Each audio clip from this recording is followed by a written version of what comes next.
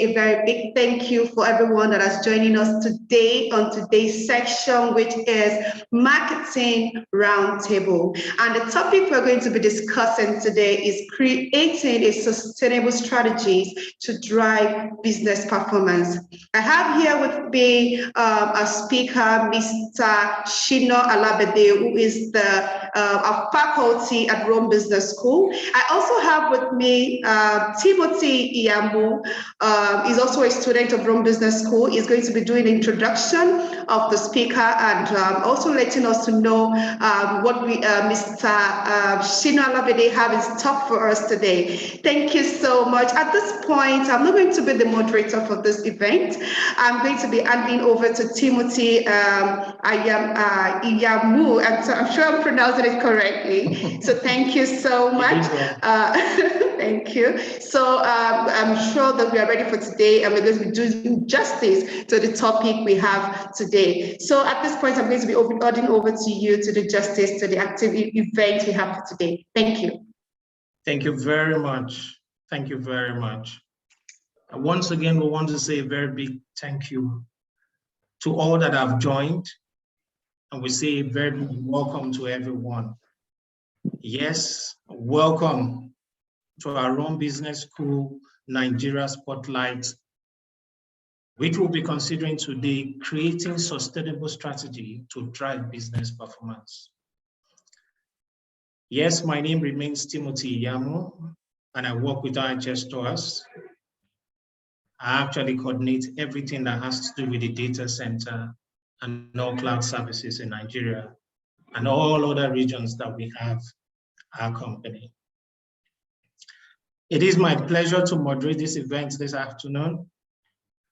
And yes, we have a wonderful guest in our midst.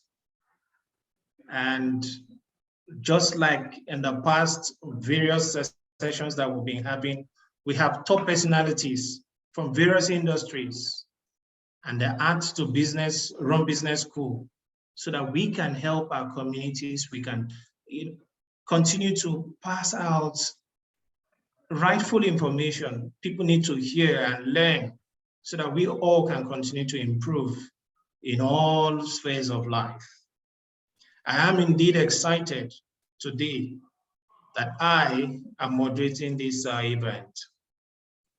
Today, our special guest, as mentioned earlier, is Mr. Shino Alabede, who will be speaking with us on the topic, creating sustainable strategy to drive business performance. Yes, we have various industries, and of course, performance means a lot. But what do we need to know? What strategies do we need to have in mind so that our business performance will continue to improve, despite all odds that almost all organizations are going through?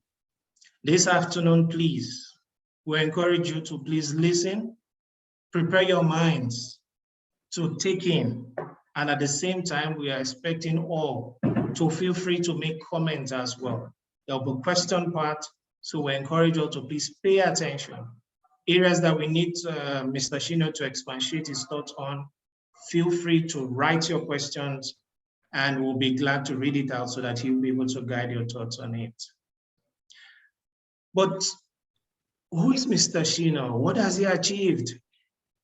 We are going to talk about his biography now, so we encourage you to please pay attention because he is indeed loaded. As respects qualification, yes, his first degree was in agri-economics.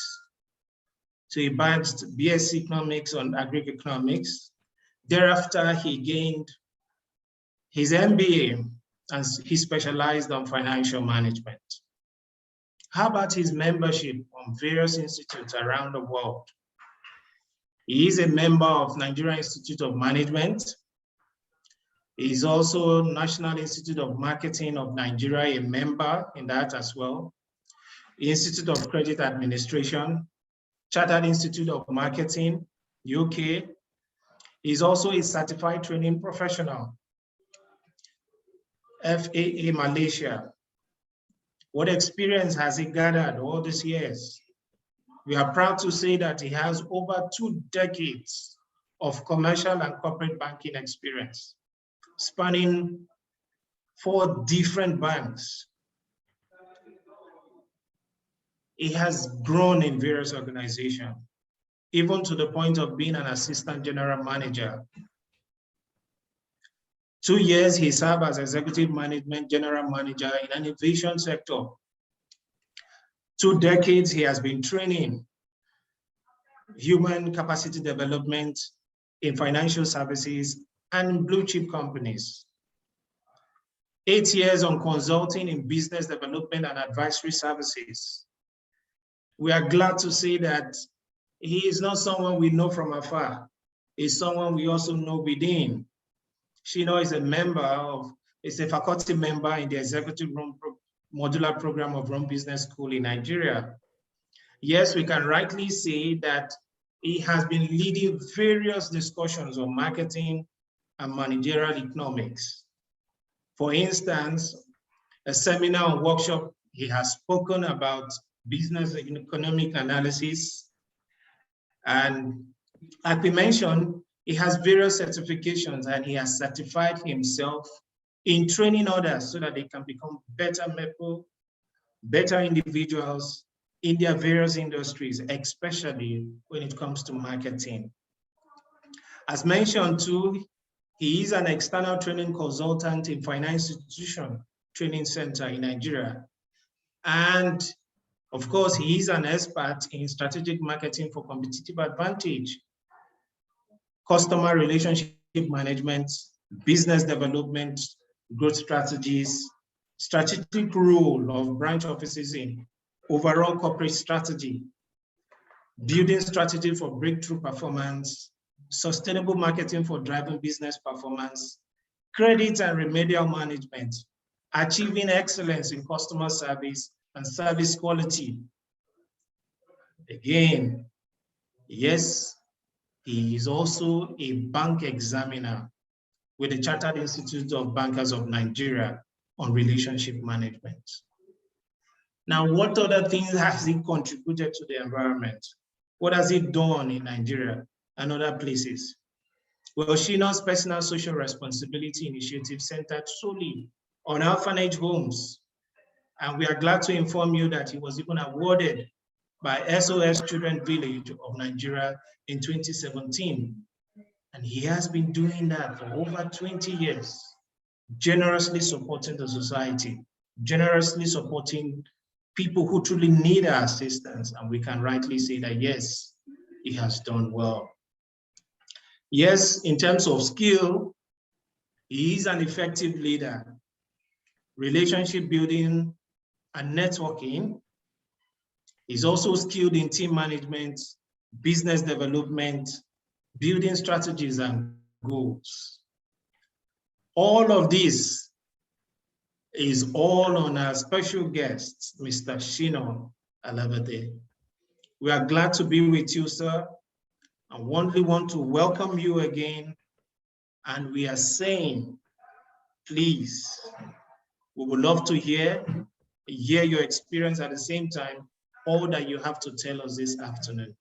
Please, we welcome again Mr. Shino Alabade.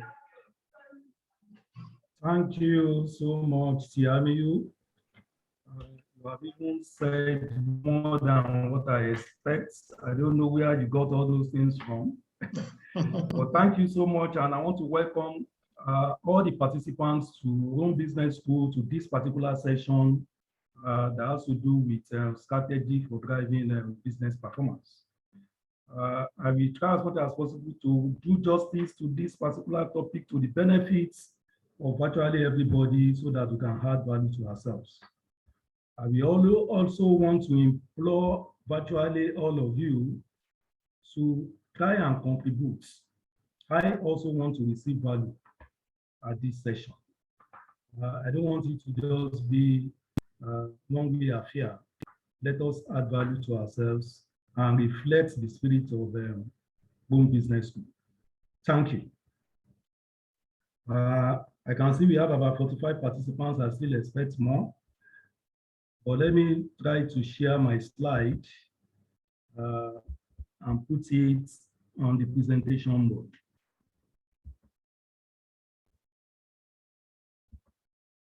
Okay, I think you can see my slide now. Can you see my slide? Hello? No, sir. No. Not yet, not yet. Not yet. Yes, please. Okay, can you see it now? Let's see. Not yet, sir. Can you see the slide, please? Not yet. Okay, maybe I Yes. put it over and okay. No problem.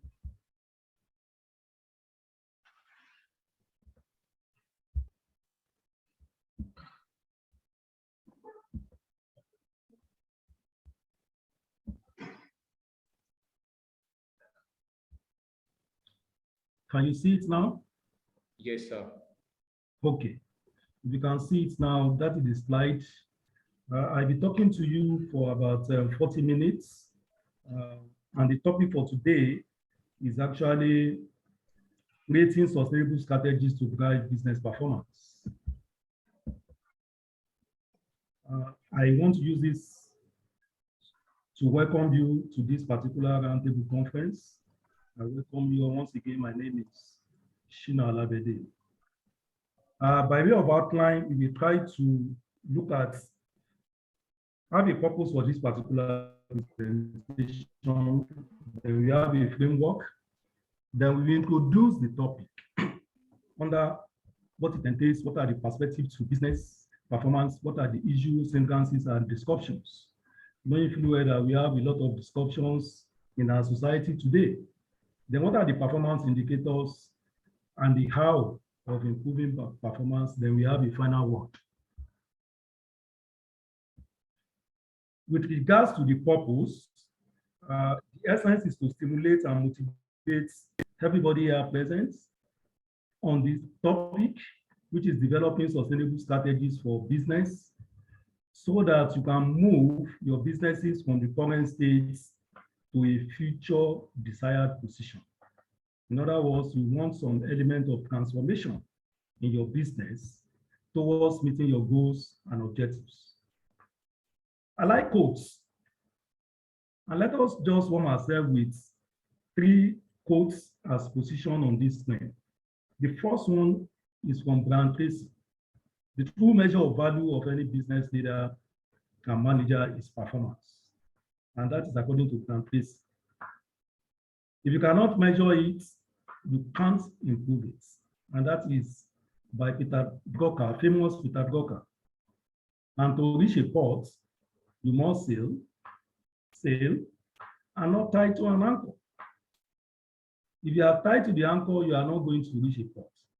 So all these quotes automatically speak to the topic of today, which is strategy for improving performance. You can choose any of these quotes, the one that matters to you, the one that you like most. But for me, I think I like all the 3. And let us proceed with this question: why do business fail? Why do businesses fail? I'm not going to answer that now. By the end of the lecture, we should be able to answer that. In fact, a participant should be able to answer that. And let's put up our thinking cap. For today's thinking cap is by William Pollard. And it goes like this: arrogance of success is to think that what you did yesterday will be sufficient for you tomorrow. And I repeat, the arrogance of success is to think that what you did yesterday will be sufficient for you tomorrow. I think we can start thinking about this because it's quite germane, it's quite instructive at current times. Let's have a food for thought.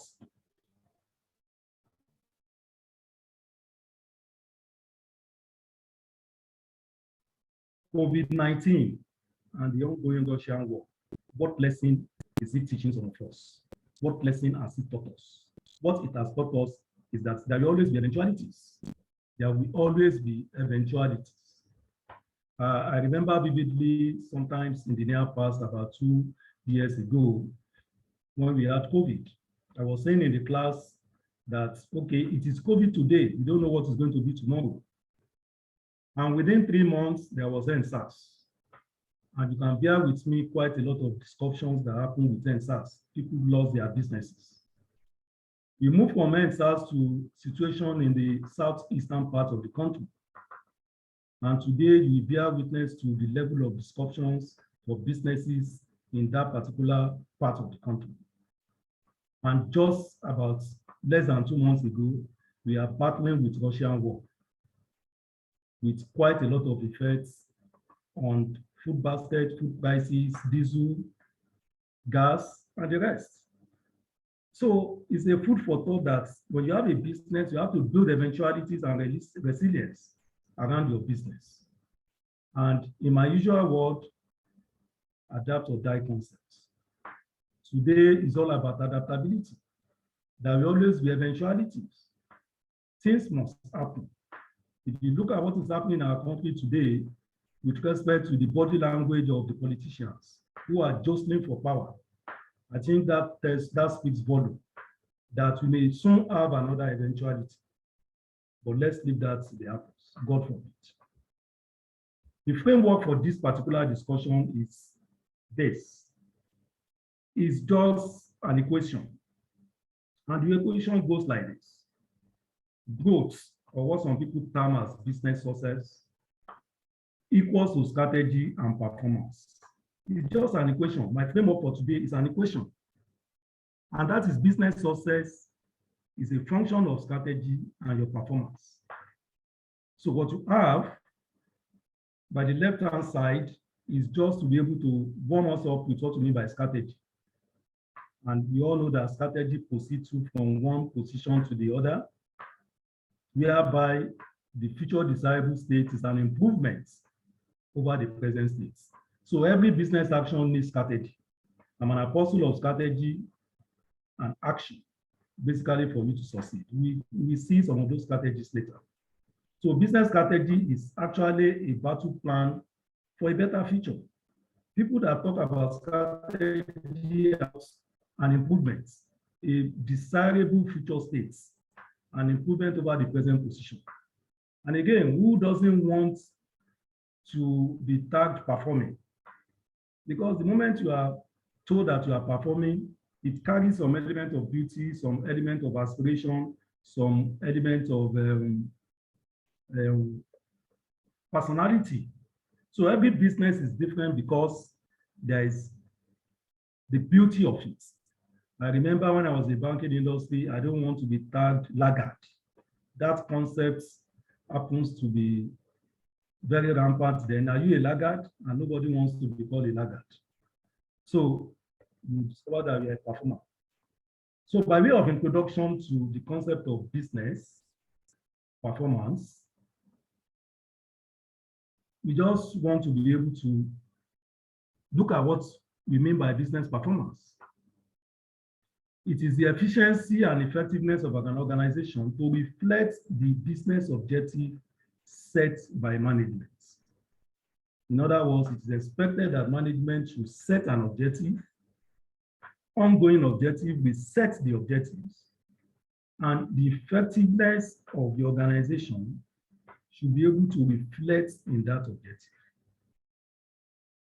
It is task accomplishment by an organization measured against some preset standards. So what we are saying here is that for you to understand the concept of performance, there is bound to be some element of objectives and some element of target setting, because you are going to be considering actual against the targets or the objectives. So you discover that if there is no objective and there is no target, then you cannot be talking about performance. Okay? Now, but there we come to the various aspects of performance indicators. So business organization resulted to good management, effectiveness, and achievement of the companies, which lead to success in a competitive system. So it's a set of analytical processes that enables management of an organizational performance to achieve pre-selected goals. Okay, so that is exactly what we mean by business performance.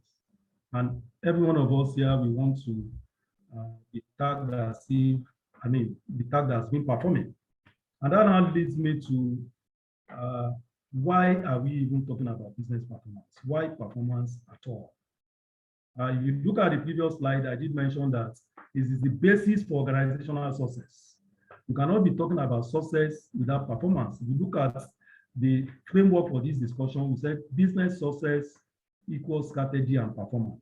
So for you to be successful, for you to grow your business, automatically, you just have to perform with respect to tasks and with respect to targets and objectives that are set.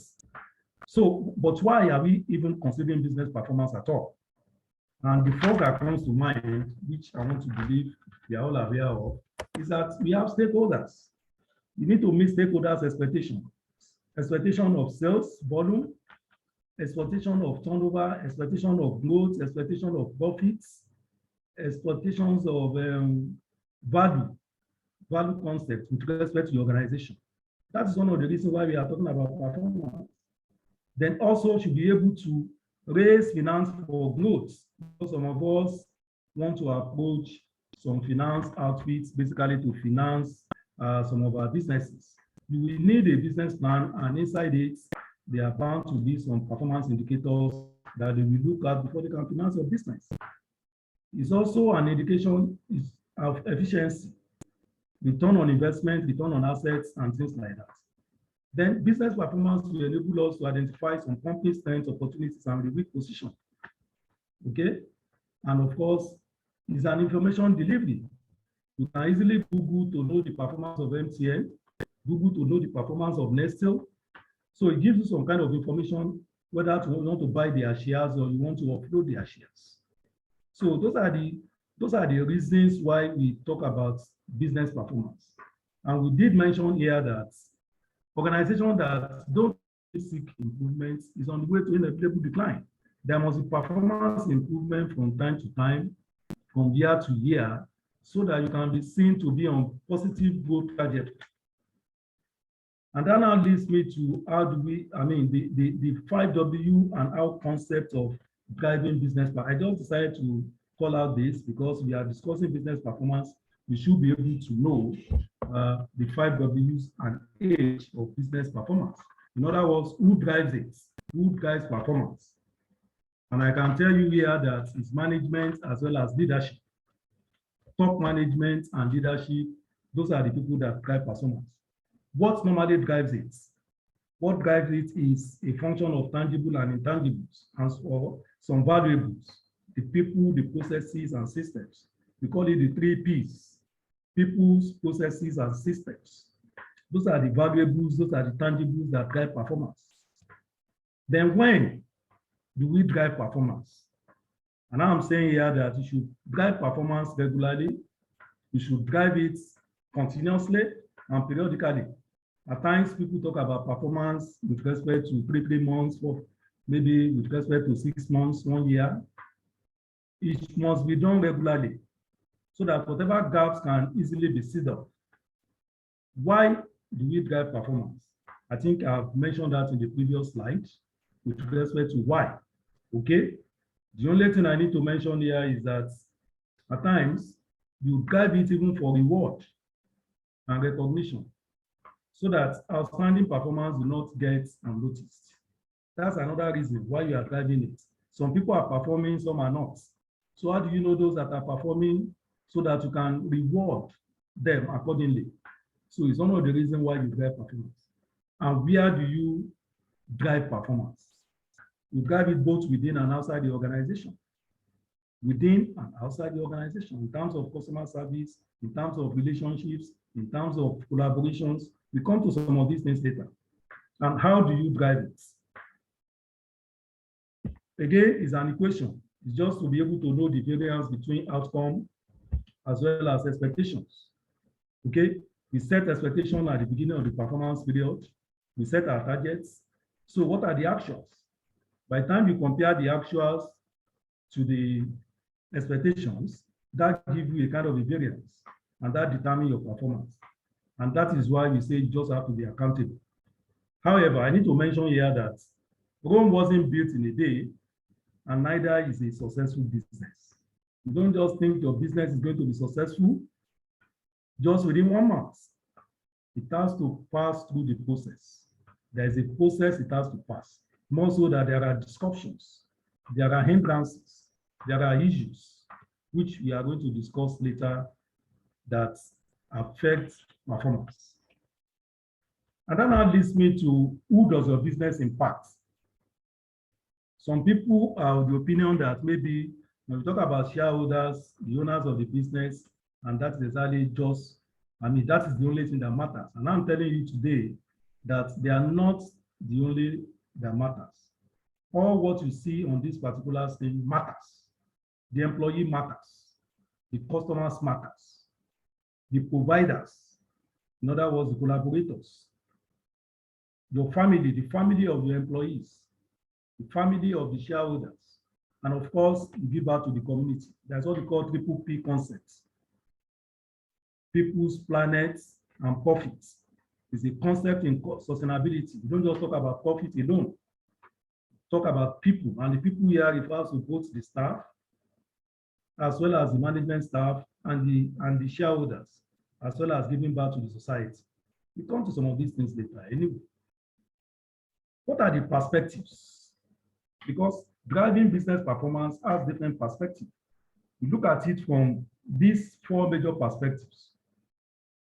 In terms of, in other words, the financial performance, which has to do with index reporting, and that automatically deals with stakeholders' satisfaction, employee satisfaction, customer satisfaction, and what I call the processes and the systems in terms of the efficiency of the process, in terms of the quality and processes of the systems. In this case, knowledge matters, innovation matters. Okay, let me just try to give you some of those things that happened recently within the space. We are still coming to that. If you look at maybe about 4 days ago, something happened to, let's say, Wema Bank, Wema Alert. I think it's getting trendy now. We are celebrating their 5 years anniversary, and I think some years of performance. And what struck my mind was that the position to do a kind of 1 million accounts per day. Very audacious. In fact, they actually call it audacious projects, audacious campaign to target 1 million accounts within 24 hours. And I'm being told that that was achieved. What does that tell some of us? It tells us that for performance, they have to be, you have to have an objective, you need to have a target, okay, and you need to have a prior planning, which we are going to come later. Again, today, I think I Googled something just struck me concerning the population of the world. And as at the month of May, we have been told that the population is about 7.8, yes, 7.8 billion. That is the world population as at May, current world population. You can Google it. But the projection for 2025 in the next 3 years is actually 8.1. In other words, from 7.9 to 8.1. That's about 200 million. And the projection for 2030 is 8.5 billion, which is additional 4 billion. So that is to say that between now and year 2030, we are going to have a population increase of about 600 million. Okay? And if you look at it on an average basis, that's about 75 million per year. What does this tell us? It tells us that every year, globally, you are going to be having 75 million additional customers. Additional customers. I think that is quite instructive. Additional customers within the next 75 million every year within the next 8 years. So these are opportunities for the market space. I just thought I should digress to give you that feel. But we'll discuss some of these concepts also later. And I asked the question, what if? because we are discussing performance. What if you have a formidable challenger in your business? You can see Pepsi and Coca-Cola. Pepsi is a challenger any day. Even within the Southwest, Biggie is a challenger. Assuming you have a formidable challenger, what do? How does it affect your business? You must be conscious of those people challenging your business. I always give some example of JIC and IPO. I think in my last class, JIC and IPO. IPO challenged JIC to the extent that today, IPO has taken over. And what did they do? They just add disinfectants to the bleaching liquid. The two of them are on the bleaching liquid. And somebody out of research or out of strategy just add disinfectants, and that take over the markets. Look at the kind of disruption we had with COVID, and we are still having, and the Russian-Ukraine war with respect to shortage of gas, shortage of diesel, and supply disruptions, together with even shortage of food.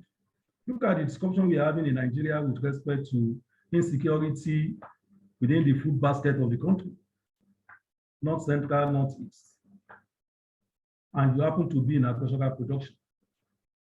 What if there are buyer behavioral changes, which of course keep changing? Customer behavior keeps changing. What if you have a new improved operational business, a new operational process in your business? What if digitalization and innovation? Look at what has happened to the banking space. I was just reading Kuda Bank. Kuda Bank happened to be a digital bank that came in not quite long. And what did they do? Apart from the fact that they digitalized their banking process, very recently, not quite long, they look at the kind of customer complaint that we have in the banking industry. People are complaining about charges. And Kuda just sit down and look at it that, okay, can't we make money from all these complaints? Because complaint is a gift.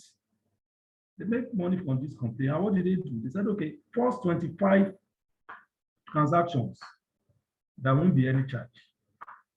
And subsequent transactions, we have a subsidized charge of 10 naira.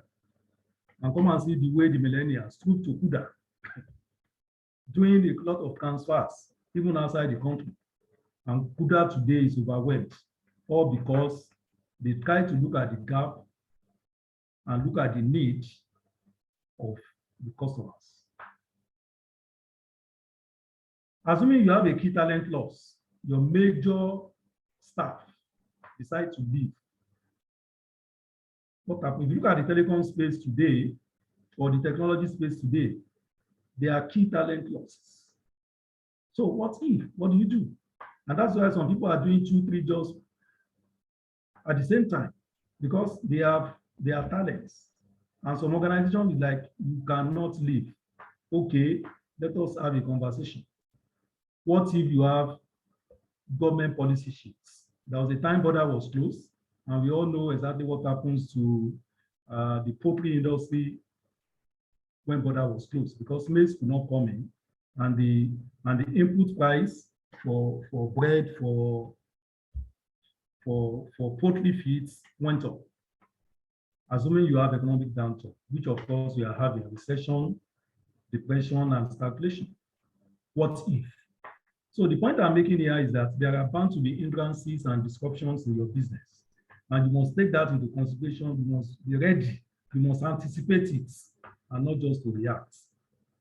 So how do you drive performance? And I just have to capture this in about 4 different steps in driving performance. The first thing is to do your situation analysis, because we are talking about success being strategy plus performance. And for you to be successful, you want to move from the current position to an improved position, a future position. So you must do a SWOT analysis or situation analysis of your current position. And situation analysis involves you doing what you call knowing your strengths, internal weaknesses, what are the opportunities within the space, and what are the threats. I've just told you that the fact that the population of the world is going to increase by 75 million yearly is an opportunity. And if you come back to Nigeria, I tell you that the population of Nigeria is going to double by year 2040. So, and that's an opportunity, talk less of Africa. So you need to do a SWOT analysis of your products, of your company, if possible, of your competitor, of your industry, of your sector. And look at the trend analysis and the financial analysis of your company, of the products, and your products performing. Look at what WEMA did. WEMA did a situation analysis of alerts, because I was in WEMA about last year and I told them, I said, you happen to be the fourth digital bank pioneered by alerts. How many you are where you are? And some other fintech companies have to come and take over your position. So I'm not surprised when they have to go back to the strategy board and reinvigorated alerts. And thank God for Davido, who was Andy for WEMA. And you can see what they did within the last 1 week in terms of making in 1 million new customers. What they just need to do is to develop those customers and make them partners by servicing them very well. I think they know that already. So you should look at trends. Focus areas should include the customer, your products, how is your product performing? What is the environment? Do environmental analysis using PESTEL, political, economic, social, technological, legal, and environmental factors. Do your competitor analysis, do resources needed to come out with your situation analysis. Then look at your future states. You have to set your objective very smart, specific, smart objectives. And in this case, I want to use MTN for example. MTN, we are still coming to that later, but so far we are discussing the future states. It's better we use MTN now. If you look at MTN strategy, they call it ambitious 2025 strategy. Ambitious. Look at that word alone. Ambitious. They had that strategy last year, and they target ambitious 2029. 2025 strategy. And what is it all about? What is it all about? What they are trying to do is to make sure that they are the leader in the telecom sector, and they want to maintain that leadership position. And they try as much as possible to even rebrand, to say, okay, it's no longer just telecoms, it has to be technology. So you see them changing their logo, they changed their logo late last year into a technological company and not just telco, telecommunications. I think that is quite instructive.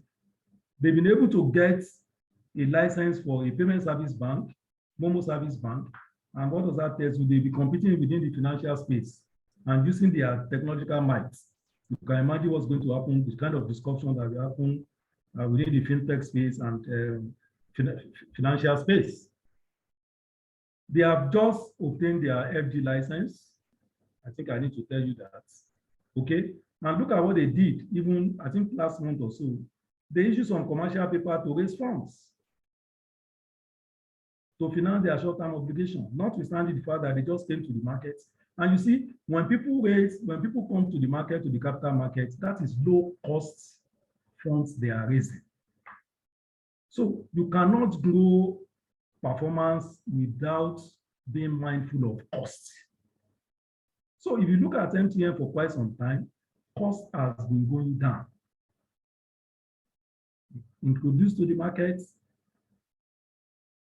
sold their shares very recently, low-cost funds. Their public offer was oversubscribed by almost 140%. Okay? So if you look at it, there is no way they will not be sustainable. So the business goals, have a smart business goals and prioritize focus area on short and medium-term basis. When you are setting your objective, you should be able to prioritize it, which one is short-term, which one is long-term, and which one is medium-term. Then there must be an action in terms of implementation. It's not just enough to have a strategy. Strategy must be implemented. It has to be action. So there must be performance improvement strategies. We come to that later. In terms of stakeholder responsibility, what are the resources needed? You have to get ready for the resources needed. If you need more vehicles, if you are into haulage, you need more vehicles, then you know that you just have to visit a bank and seek for an asset finance loan to be able to finance your vehicle if vehicles are basic requirements for your performance improvements. Okay, and have a time frame for implementation, please. Then you measure results. And I think I said that earlier, before you can measure results, there must be a kind of target, because you are mentioning actual as against targets, so that the variance, there must be budgets, and that's why you see most institutions, they do a kind of performance review sections. Most of the finance houses, financial institutions do performance review sections. Even the FMCG, they do performance review section on a monthly basis to look at the performance of their products, the performance of their company, and the marketing teams are always at their feet when it comes to this. Then performance indicators. You cannot be talking about performance without looking at the indicators. And what do we mean by that? In terms to measure effectiveness of solutions and functions and processes in your business. Okay, and the focus here is, it can be financial focus in terms of gross margin, in terms of cost income ratio, it can be customer focus in terms of satisfaction, revenue per customer, it can be by virtue of turnaround time in terms of process focus. And I just give you examples of some KPIs when it comes to broadcast media, audience reach, cost per impression, cost transmission interruptions, number of reports retracted. So the point I'm making here is that every organization have their own performance indicators. It's peculiar to some organizations. So what matters is, what are the actual, and we look at it vis-a-vis the targets and come out with the level of performance. So as I've discussed this, but it's good to position this because I so much love what is happening within this space, telecoms and banking. Audacious Summer Bank alerts. I think I've discussed that. Okay, what does that proceed? You can see that because of that, their branding has improved within the last 1 week or so, and I hope that they'll be able to sustain it in terms of brand improvements. Okay, they're able to use influencer of the video, okay, to basically drive these particular feeds, and I think they also reward some of their staff. Then with respect to MTN, I think I've discussed that. Look at the target they set for 2025, 80 million active data users. That is the target. 40 million Momo users. There are so many targets, I just tried to do this. But what matters is, look at their ambitious strategy, the way they carve it. They have a belief statement, because we are talking about strategy to drive performance. Everybody deserves the benefit of modern connectivity. That's what they are saying. Of a modern connected life. Then they have an intent tagged Ambition 2025, leading digital solutions for African progress. That is what they are saying. Then they have priorities. One thing is for you to have objective, then you must prioritize. Look at their priorities: largest and most valuable platforms, industry leading connectivity operations, create share values, accelerate portfolio transformation. And what are those things that will enable them to do this? Customer service, leading customer service within that space, best talents, culture and future skills they want to attract, value-based capital allocation, technological platform. Okay? Then what are their values? Leadership, integrity. So some of these things are quite important when you are talking about strategy to drive your performance. And that now leads us to driving the performance itself. Like I said, the enablers are purely in terms of financial focus. So you set financial goals, then you set your KPIs and try to drive it. Then for customers, it has to do with satisfaction. Market segmentation is there. Selling proposition is there. Then strategic customer relations is there. The internal processes of turnaround time and the rest. Then this has to do with your staff. Staff are the valuable assets. I call them human capital valuables. You should be able to reward them Okay? You should be able to propel them into leadership position. You should be able to train and retrain them for skills, for talents, because those are the kind of things that affect performance. Because it's when your staff is happy that your company can be happy, and that is when the organization or the shareholders or stakeholders can be happy. But let's go into specifics. Okay, I said it's all about people's processes and technology, or the systems, the 3 Ps. So the first thing in driving business performance is for you to have a strong purpose-driven performance targets. Strong purpose-driven performance. And you should be able to measure results. I've said that before. There must be accountability and responsibility. You should know who is in charge within your business space. Who is actually in charge? It's very important. Okay? And you should be continuously do your SWOT, do your market intelligence, do your behavioral trends, and reward performance. Reward performance is very important to reward performance. Okay? And there must be reward for performance. And there must be a feedback mechanism. Any company that doesn't have a feedback mechanism, I can tell you, will likely go into oblivion. The customers should be able to, you should be able to know whether your customers are happy. And there are a lot of social media applications to be able, relationship management applications, for you to know whether your customers are happy or not. And you should re-examine the sense of purpose, adjustments, and corporate governance is also very, very important. Okay, corporate governance is especially for corporate companies is very, very important, please. Then we go to, so I said imperatives for growth. You know, we did mention that growth is like a business success. You should have a purpose and deliberate plan. It's not just enough to have a plan. Look at MTN, very purposeful, very deliberate. We are moving from telcos to technology, and that space we use it to drive our financial service bank. Very, very important. You should align your strategy with your plans. So your strategy should align with your plans. If the strategy is to drive sales volume, then you should know what to do to drive sales volume. In other words, you have to do a lot of adverts. Look at what happens in FMCG space with respect to sacheting. I call it sacheting. Ordinarily, some people prior to now, we find it difficult to buy a tin of milk, but milk today are in sachets. Beverages today are in sachets. Even all drinks are in sachets. What does that tell you? They've been able to increase their market share by bringing in quite a lot of customers who ordinarily wouldn't have been able to buy those products, but now they can afford them because they are in sachets. So that is a strategy for driving sales volume. You should have a winning mindset, and that has to do with leadership. Winning mindsets. You must think global. You have to think global. Innovation is very, very important.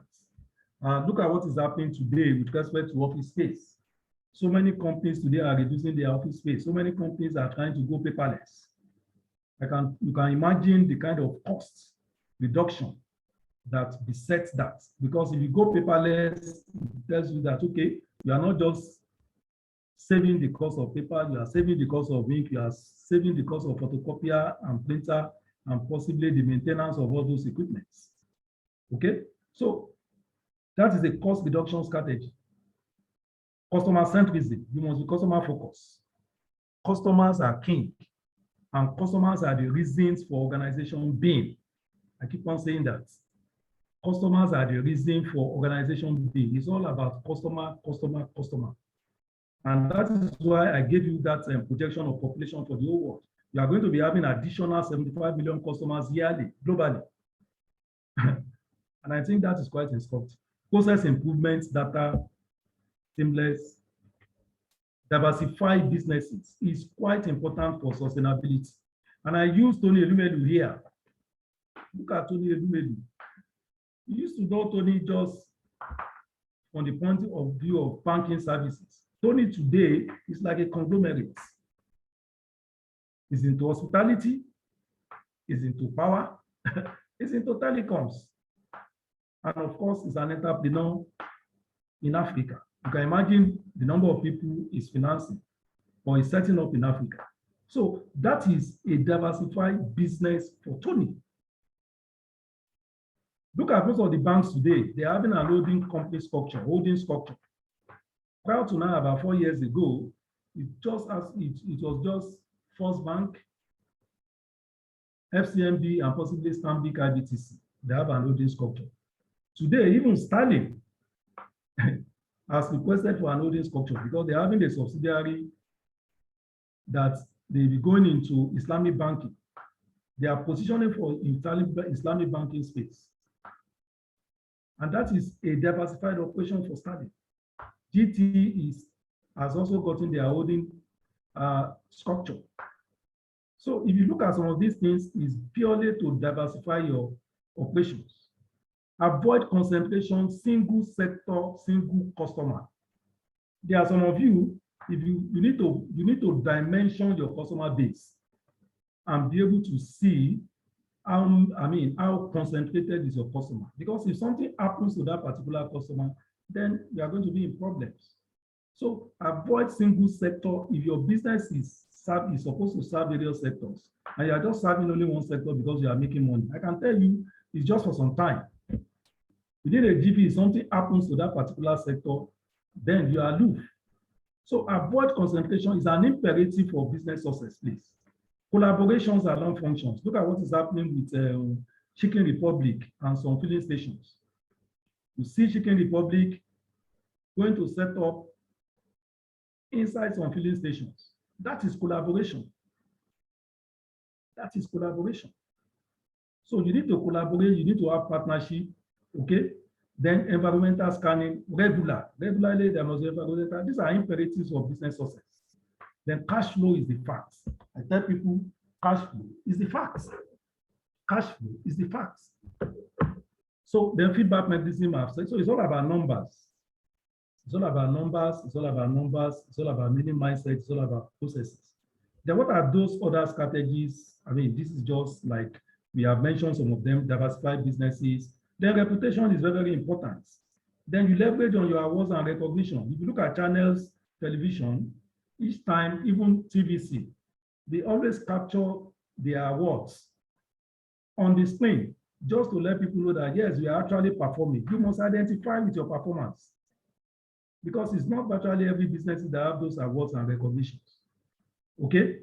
And leverage on global platforms. That's why you can see even channels as well as Arise Television leveraging on global platforms. Okay? Then you must have a unique and very powerful brand. Look at Coca-Cola, look at Guinness, look at Nigerian breweries. These are sustainable brands, very unique, powerful brands, and that is what is selling. Even during COVID, you can see beer was selling. People are still drinking because Coca-Cola was selling. So I now capture this as growth levers, just to be able to redimension what we have been discussing. Okay? If you want to grow for your business to be successful, when you get your strategy right, you must have a cost optimization strategy. That's what we are saying here. Reduce costs all the time and target inefficient uses of cash. Reduce costs. If you have a particular business line that is not performing, you can strip your assets and create a cash flow back into the business. You should optimize your revenue, either through sales or at times through pricing. If situation warrants price increases, why not? Look at what happened during COVID. Most of the supermarkets were just increasing their prices. And I can tell you, they made a kill because of the discussions. Then you should do a lot of market penetration strategies. There are so many social media marketing is there, adverts, promotions, and the rest. You know all these things. Sell more to existing customers and target new customers for started existing products. Even target customers of your competitor. There's nothing wrong there. Sell existing products into the new markets or enter new markets, either local or abroad. If you're operating in Lagos, nothing stops you to start expanding to Ibadan and Abuja. So far, you are able to get your resources. Then product improvements is also there. Improve your product. Every product has a life cycle. The moment you know that it's getting to a kind of a decline stage of manufacturing, you need to rejig your products, just like what Wema Bank did. You need to rejig your products. Okay? By way of end notes, because I want to we capture some questions later. In the current VUCA world, the first line of defense for our businesses should be to protect your cash flow. And I tell people it's all about cash flow. That is the reality. And there's a concept that says revenue is vanity, profit is what? Sanity. You must keep on investing on existing customers, both internal, in other words, your staff, and your external customers with respect to customer service initiatives. You have to be considered. It's only customer-centric organizations that are sustainable. And I say a bird in hand. Don't stop marketing. Please don't give up. Marketing, marketing, marketing. Customer, customer, customer. That should be the ringing tone in the mind of all the staff. Customer, customer, customer. Marketing, marketing, marketing.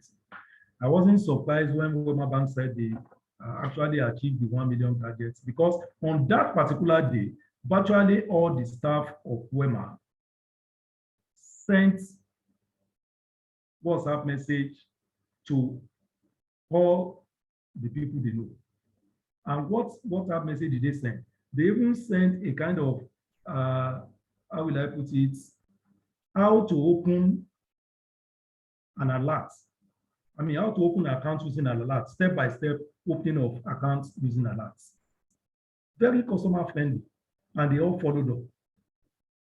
And they achieved 1 million, as I was told, all within 24 hours, and they have automatically gotten into the Guinness Book of Records. So, and I repeat, 75 million per year more citizens to join the global customer class. I think that is quite huge in terms of opportunities globally for customers. There are basically two options. You either make progress or make excuses. I don't want to make excuses. I want to make progress. And to survive and evolve and sustain is always the big question in the mind of any entrepreneur. How do you survive? How do you evolve? How do you sustain? What does it entail? There must be strategy. I've said it. Business success equals strategy plus performance. Today we are discussing performance, but there must be strategy. And there must be strategy must be right. And it must be realistic. And it must be able to overcome challenges and gap opportunities.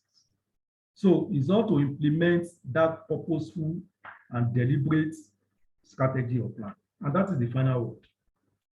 I want to welcome questions.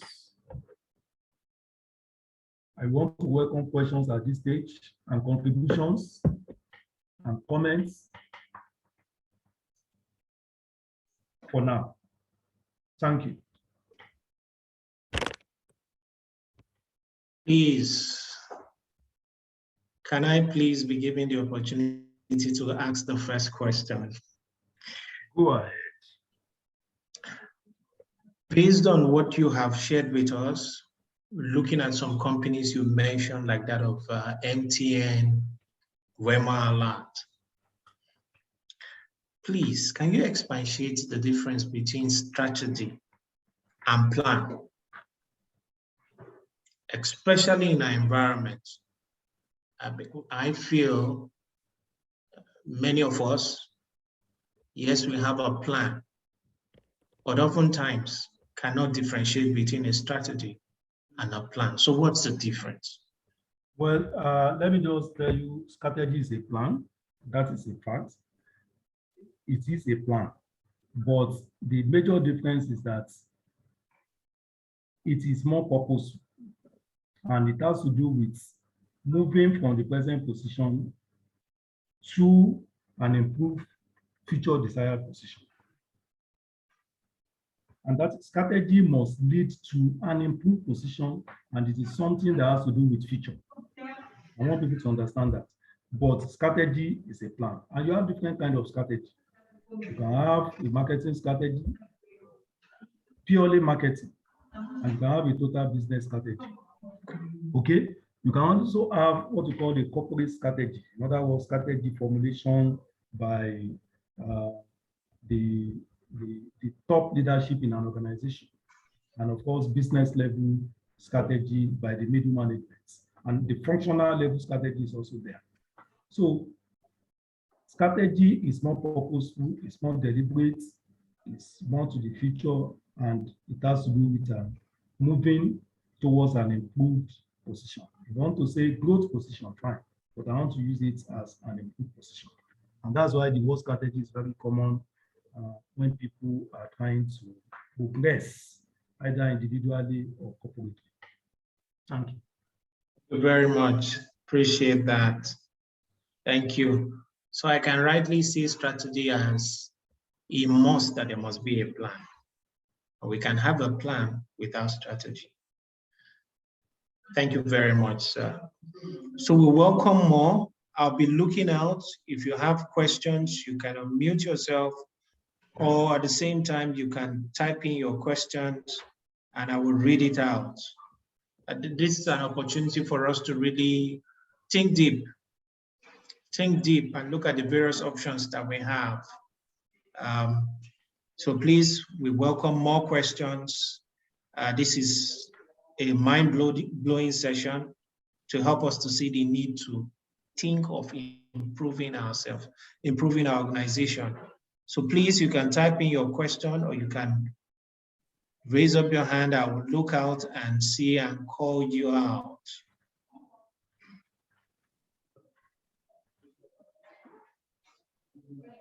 Looking.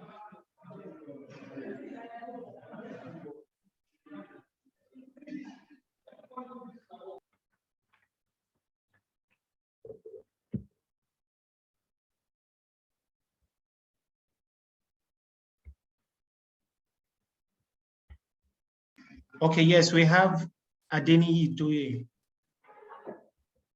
If you can unmute yourself, I would like to hear the question, please. Okay, yeah. Thank you. Can you hear me? Yeah, I can hear you, please. Yes, we can. All right, sir. Okay. Thank you very much. We really appreciate the sharing with us from the wealth of your understanding and knowledge. So I just want for you to help just in a summary, what is the best approach that a startup brand communication company, what is the best approach that that kind of a company can execute, especially in Lagos, in this environment, whereby I believe it's a red ocean for that industry already. So, but the company that is just coming up, what is the best approach that that company can take to enter the market and make a mark for itself? Okay, you are indirectly talking about a startup communication company. Yes. Yes, sir. Okay. Okay. Have you finished? Yes. Okay. The best approach that that kind of a startup brand communication company can employ. Okay, brand Especially in communication. Lagos. Brand communication. Okay. Okay. Well, let me just tell you. Let's first of all look at companies generally or startup generally. I can tell you vividly that is a task. I mean, very strong task to start up a company in Nigeria because of virtually everything. I mean, so many factors. So if you are going to start a company, you need to first of all do what you call a plan. Everything that should precede is a plan. Okay, what is the objective? What is your objective? But what matters most is there must be a niche, okay? Because it's all about customer. It's all about, like I said, it's all about customer. So if you are setting up a brand communication company, you need to ask yourself, do you have the audience? Are the customers there? Of course they are there. Are they being currently served? Yes, the answer is yes, they are being currently served. Is there any gap that you want to fill? In other words, can you serve them better? Do you have the technical know-how? Okay, are you in that space in terms of knowledge? Are you in that space even in terms of resources?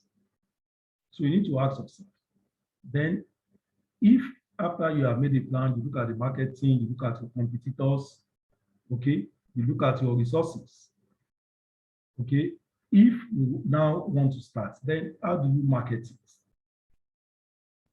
You can, if you have that resources, you can do what you call a talent hunt. You can do what you call a talent hunt. So if you do a talent hunt, it will more or less help you in trying to quickly settle down and possibly project for greater heights. But what matters is for you to look at, do the SWOT, okay, just SWOT as a company, do the SWOT of that particular sector. You should do the SWOT analysis of that sector.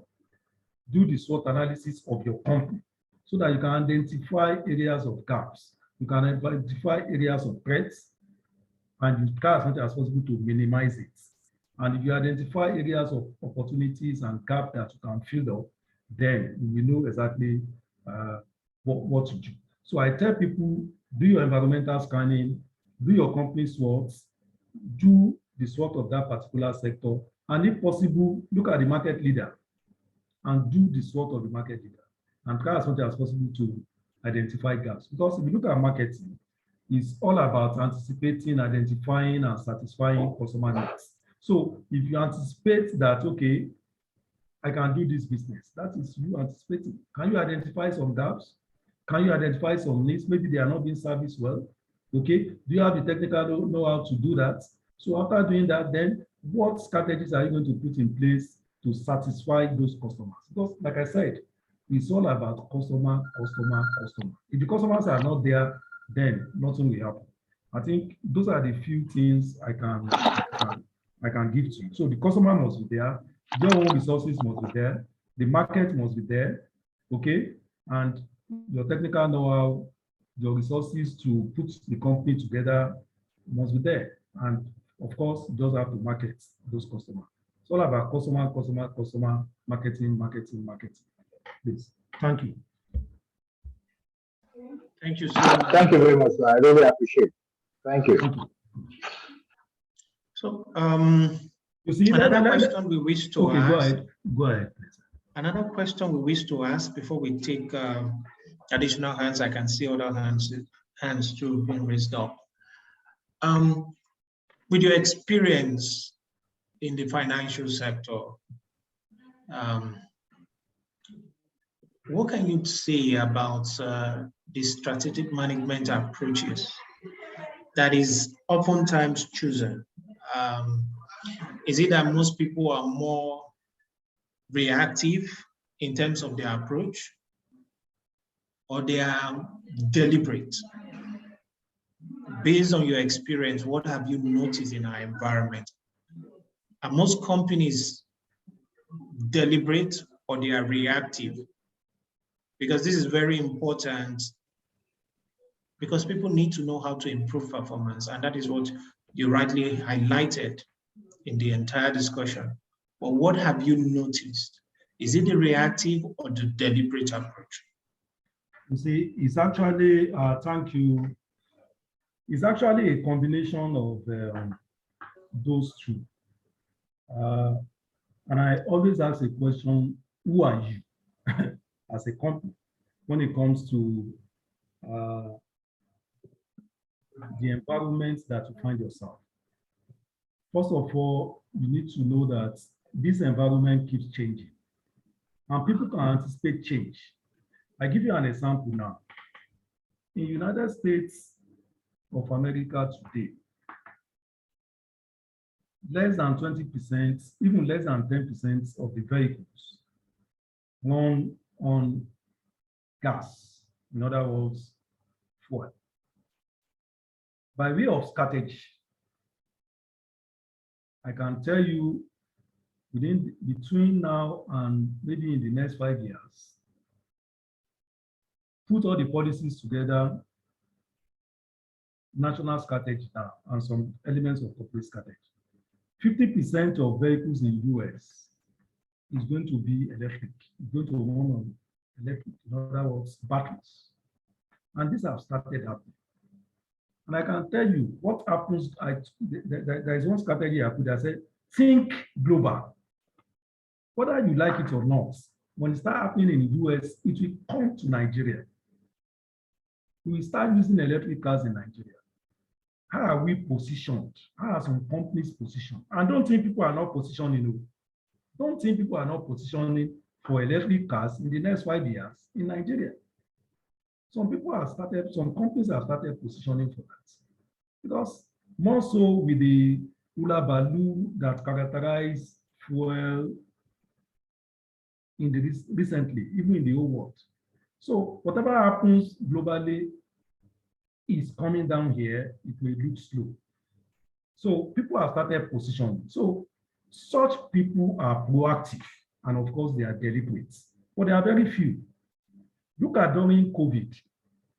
I know of somebody, the moment COVID happened in China and it got to Europe, the person said, Mr. Shino is coming to Nigeria whether you like it or not. And what did he do? He started stockpiling face masks and sanitizers. And he made a kill from sanitizers and face masks, so that by the time COVID enter here, he's already having those things and selling, getting almost like 1,000 or more return on his investments. So that is being proactive. What happens in the global environment? Okay, we had a webinar sometimes last year, I remember, although not by me, I think I was a moderator. And the speaker, and I aligned with the thoughts of the speaker. We are discussing FX, foreign exchange. I think that was almost like a year. Foreign exchange, black markets or autonomous markets was about 520 thereabouts, even less than 520 a year. And the person mentioned in that webinar that before December or by January, it's going to hit 600 by virtue of projection. And I can tell you, I know of somebody who took that and acted on it. And today, you can imagine the kind of wealth creation for that person. Between 520 and today, about 590, all in less than a year. What can be so fantastic in terms of return on investments? So some people are proactive, and it's a matter of you now looking at the kind of environment you find yourselves. And I can tell you, this is our environment that is not all that sculptured. Our environment is not all that sculptured. So people need to be proactive, people need to analyze, and people need to take a deliberate action to be able to have a very good return on their investments. And it's happening to some people. But if you just sit down there and be reactive, that until when it happens, I can tell you your business will not be successful. And that's exactly what happens to some people. Okay, even look at the current diesel, whatever. The moment that was started in Ukraine, I know of a particular person when diesel was going up, I think it was then 400, it got to 500. The guy told me, Mr. Shino, this thing will hit 800. And he stockpiled, at least for his business or whatever. Let's even assume that he stockpiled what is going to take you for 3 months at 500. This will go to 700 now. You can imagine the kind of returns we are going to make when your competitors are buying diesel at 700 and you had bought yours at about 500. So people need to be proactive. And that's why I said information and communication is what creates wealth. Information and communication creates wealth. You need to be informed, okay? And you need to be able to communicate. And you need to take a very swift action, very deliberate, very swift in action. And that's why it's not just enough to have a plan. You must implement, it must be action-oriented and action-perform plans before it can take you to the promised land. Thank you. So for our environment, I think it's more of being reactive, but people are beginning to see that they need to be proactive. And that is the truth of the matter. We need to be proactive. Thank you very much. Thank you very much, Mr. Shino. We also have Michael. Michael, would like to hear from you. Your question, please. Okay, good evening, everybody. Good evening. Good evening, Mr. Speaker. Mine is, in fact, your last comments actually answered a couple of questions I was going to answer in terms of being proactive rather than reactive. However, permit me to take us to slide 14, the what if from our discussion so far. Okay. Where I'm concerned is what the aspect of key talent loss. We also have the buyer behavior changes and also incorporate the ICT aspect of it. Now, here we have talent losses at different situations. I'm trying to focus on the service industries today, where it's a bit competitive in terms of pay and a host of services along the same line with limited resources for increased pay. Today, most of the ICT world are looking at people jumping ship from one company to the other because that's where fintech has taken us to today. So on the basic service industries, how do you cope with talent losses where at the level of your income against your operating expense does not warrant a growth based on the foundation of an increasing prices of goods and services in the market, a dwindling strength of the Naira? How do we keep talents together? Because if you look at it, slide 13 also talks about employee satisfaction. In your bid to satisfy everybody and keep your talents, you also look at it that there's a cap where you can go to in terms of workers' welfare. How do we resolve this in current Nigerian economic situation while we try to drive our business growth? Okay, thank you, Tosin. That was a very thought-provoking question and very germane at current times. I can feel you. Key talent loss is if you ask people that are in the human resource space, I tell you today that human resource is a kind of a profession that is having quite a lot of challenges since the beginning of VUCA, or the commencement of, COVID, since the commencement of COVID. And it is purely because of the fact that people have tasted or people are tasting working from the house. And it gives quite a lot of belief that they are talents. So to cut the story short, talents can easily be identified. We all know talents. And if you look at the industry you mentioned, it is because of the growth trajectory in those industries, the fintech space in particular.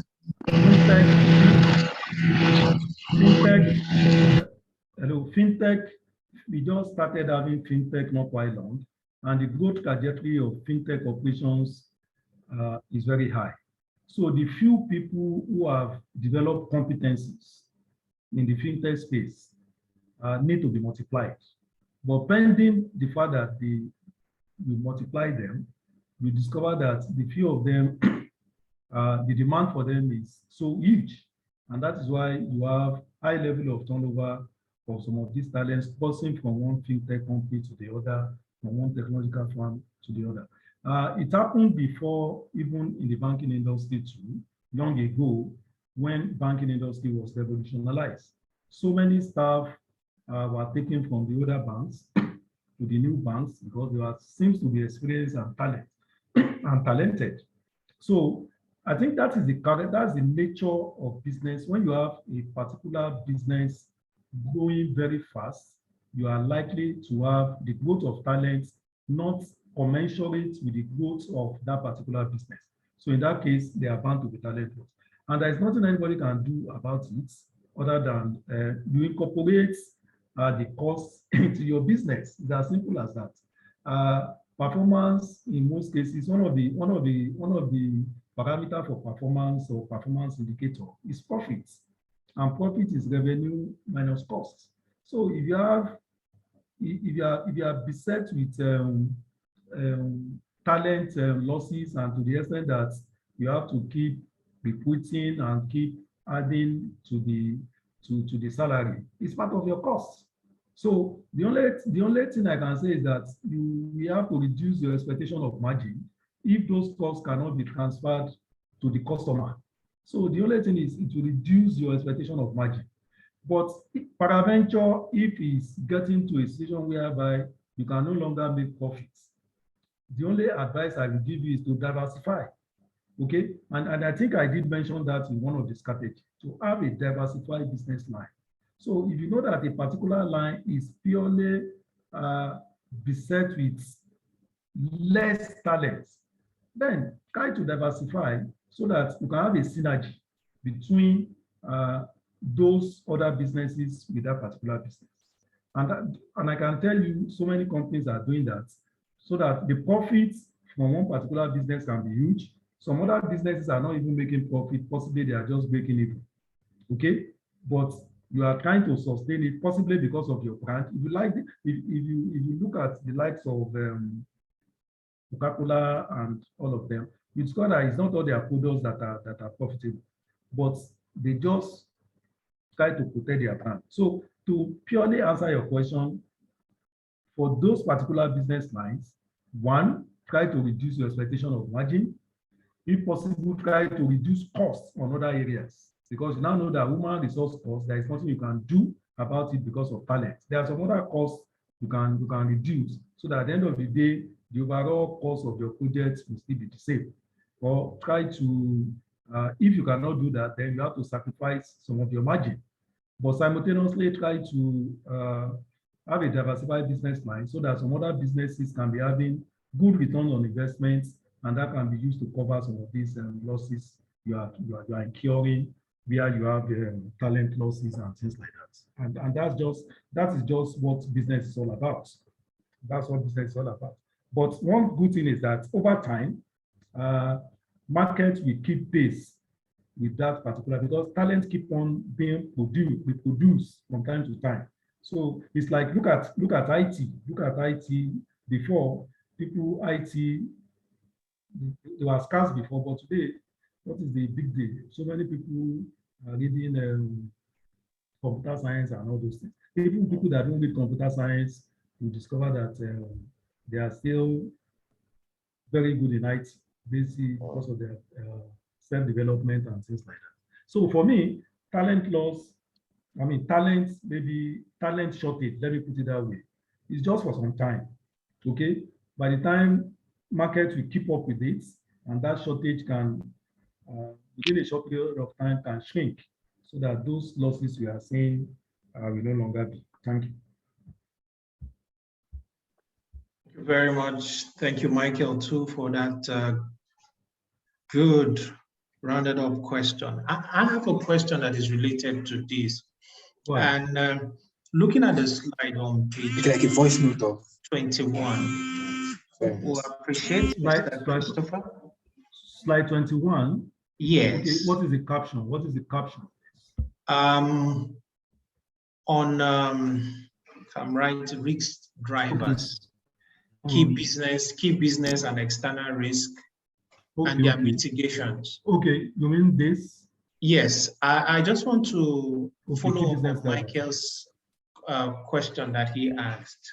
I'm looking at it from a different angle. There is a trend.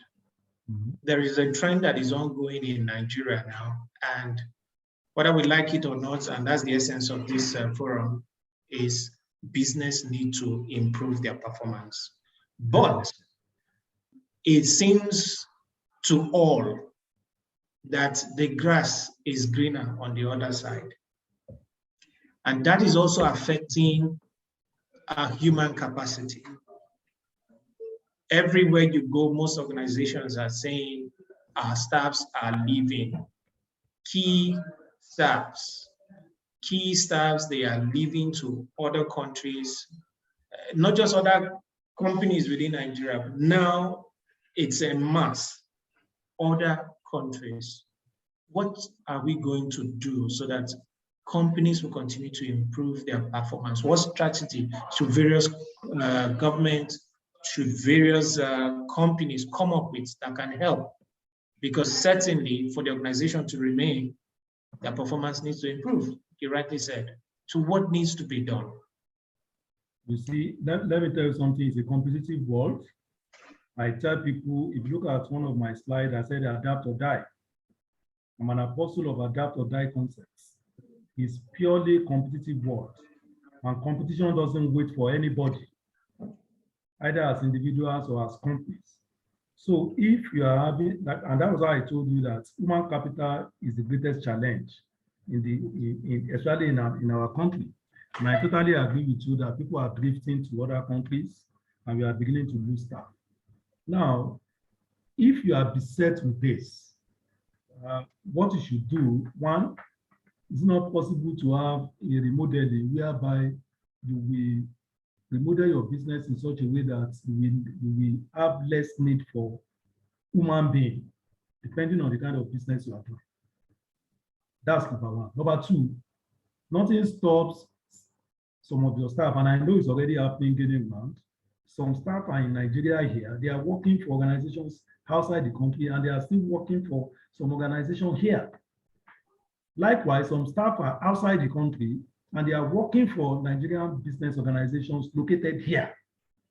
So all these talents are beginning to negotiate in such a way that, okay, I'm going to be working from home, but if it is once a month, we can see ourselves physically.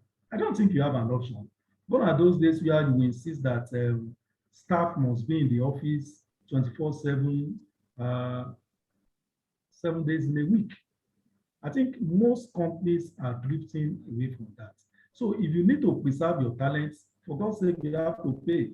That's the truth of the matter. If you cannot pay, then you have to soften a little bit and negotiate if it is something, if it is kind of work schedule they can perform from outside the country, depending on the kind of business you are doing. I don't think we really have an option. Otherwise, you diversify your business in such a way that it will not, have too much talent. Let me just, it's not all businesses that are beset with some of these great talents. But again, these are things that is not peculiar to a particular organization. I think it's something we need to deal with as a nation. Okay, so all hands must be on deck, right from federal government to states, to business leaders, to citizens, action groups, professional organizations, and things like that. How do we preserve our talents? How do we reverse the movement of people, of our human capital from Nigeria to outside the country? I think that is a natural, that's a national, it's a national problem, and it's actually disrupting the space. But like I used to say, you are not the only one that is affected. So if you are talking about performance, we are looking at performance vis-a-vis your peers. Because when you talk about performance, look at what is happening in your industry. What is the industry average in terms of performance? So can you surpass it? If you cannot, then if you are still within it, then somebody will say you are performing. So that's the way I look at it. You are not alone in that particular challenge or the problem, but it has to take an holistic measure by virtue of both the governments, all aspects of, all government areas and the professional bodies to see that some of these things are reversed. Otherwise, we are in the strip sheets. There's nothing anybody can do to that. Just make sure that in line with what your competitor is doing, you are among the leaders within your sector. I think that is exactly what matters. So it's going to affect virtually everybody. You are not alone there. So that government will look at it that, okay, this thing is affecting this particular sector. Let's have a very deliberate policy to guide against it. Thank you very much. And I can tell you, if you look at the consulting space, go and ask some of those PwC and the like. That is what they do. You discover that most of their staff are actually leaving for abroad to join the staff over. So what they try to do is that, okay, if you leave Nigeria for abroad, they don't even mind trying to station you with their overseas countries, partners, and collaborators. Okay, so that you can still be retained while you are outside the country because you are a talent, so that you can work for them. That's what is happening. I can tell you the consulting space is seriously affected with that talent loss. Thank you. Thank you very much, sir. We have a contribution here from Ayodele Lawal. He said some services or job functions can also be outsourced to former staffers who want to set up their own. Yeah, I totally agree on that. And that is why we say that let your staff be partners in your business. Ab initio. Let your staff be partners in your business. So when you have staff as partners, when they want to set up, don't look at it as if they want to compete with you. Look at it from the aspect of collaborations. Are you getting me? And I totally agree on this, more so that today you have quite a lot of outsourcing going on. I know so many people, so many organizations. I know of a particular bank, even their human capital is outsourced to a consultant. Okay?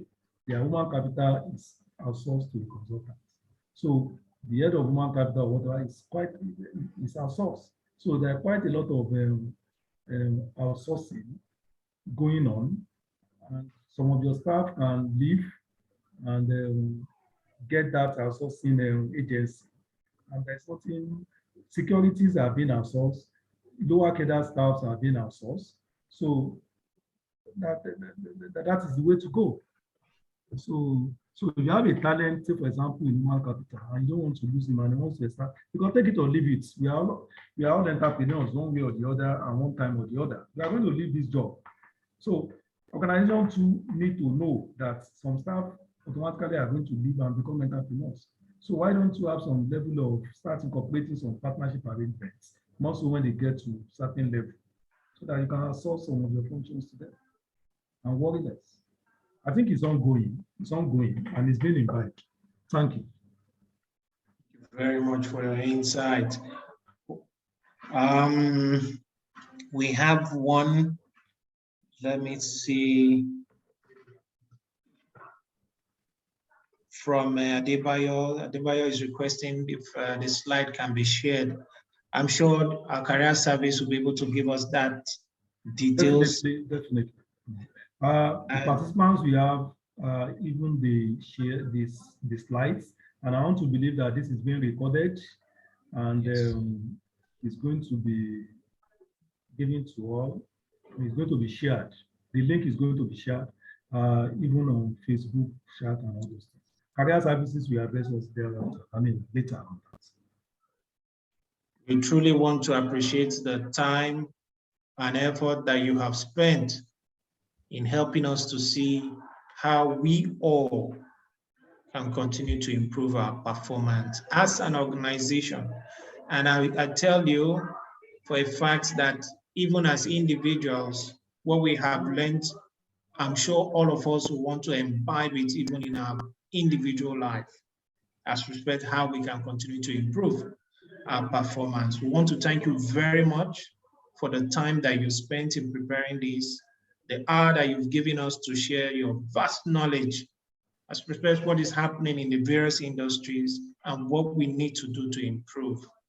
We want to say thank you, the entire team of Rome Business School Nigeria. Truly appreciate all the effort that you've put in this and even shared your thought with us. Rome Business Schools has various value propositions. What we'd like to hear from Tomilola Alafe, these value propositions that we have. Please, we would like to welcome Tomilola Alafe in sharing these value propositions.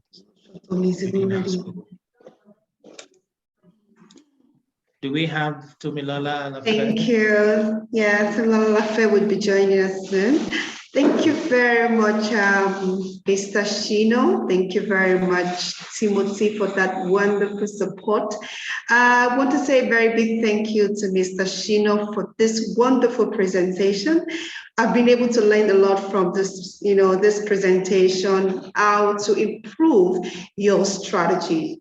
It's not, and basically, listening to this section, I realized that improving your strategies does not have to depend on you being a marketing person, but it aligns to everyone who have a business or who have the business mindset.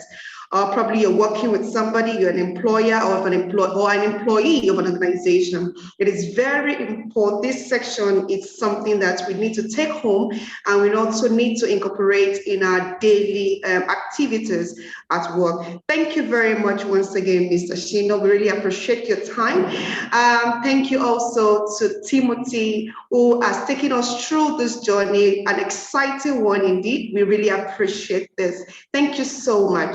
And also want to say a very big thank you to our participants who had stayed with us from the beginning of this section till now. I want to say a big thank you. We hope that you've been able to learn from this wealth of information that Mr. Shino has provided to us. As I have also been able to learn a lot in terms of performance, personal, improvement, a lot of things that have come up during this section. And I love those wonderful people who have presented, asked questions and also presented some case studies that give us insight onto the topic that has been discussed today. Thank you so much.